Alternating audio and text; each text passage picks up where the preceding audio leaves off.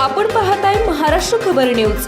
या बातमीचे प्रायोजक आहेत श्री गणेश ज्वेलर्स अँड सराफ हडपसर पुणे। नमस्कार, मी गौरी। महाराष्ट्र खबर न्यूज मध्ये आपलं सगळ्यांचं स्वागत। राज्याचे उपमुख्यमंत्री अजित पवार यांच्या विमान अपघातातील धक्कादायक निधनानंतर रिक्त झालेल्या बारामती विधानसभा मतदारसंघासाठी आता राजकीय हालचालींना वेग आला आहे।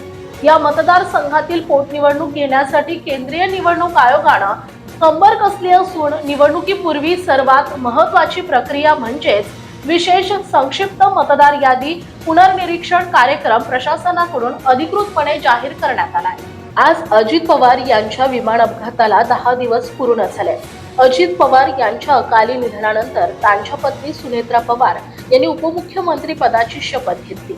यावरून राजकारण रंगले होते। अनेकांनी ही शपथ नियमाला धरून नसल्याचं बोललं होतं। अशातच आता केंद्रीय निवडणूक आयोगानं एक मोठी घोषणा केली आहे। 201 बारामती विधानसभेच्या पोटनिवडणुकीचं वेळापत्रक निवडणूक आयोगानं जाहीर केलंय। या पार्श्वभूमीवर भारत निवडणूक आयोगानं लोकप्रतिनिधित्व अधिनियम 1950 मधील कलम 21 अन्वये 201 बारामती विधानसभा मतदारसंघासाठी विशेष संक्षिप्त पुनर्निरीक्षण मतदार यादी कार्यक्रम जाहीर केलाय। यानुसार अजित पवार यांच्या निधनानंतर ही रिक्त झालेली जागा भरली जाणार आहे। मतदार यादी अद्ययावत, अचूक आणि पारदर्शक राहावी यासाठी हा कार्यक्रम राबवण्यात येणार आहे।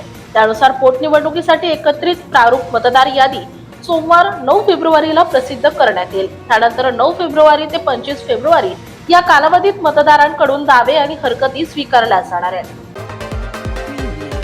आपण पाहताय महाराष्ट्र खबर न्यूज।